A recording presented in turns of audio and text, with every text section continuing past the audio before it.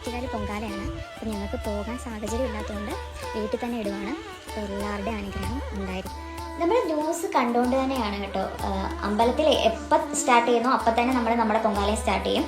അപ്പോൾ ഭണ്ഡാര അടുപ്പിൽ 9:45 ആകുമ്പോഴേ ദീപം കൊളുത്തുള്ളൂ. അത് കഴിഞ്ഞിട്ട് നമുക്ക് ഇവിടെ സ്റ്റാർട്ട് ചെയ്യാം.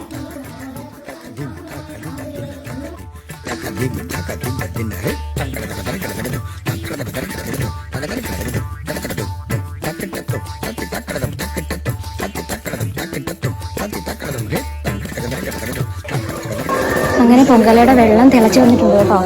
നമുക്ക് അരി ഇടാം.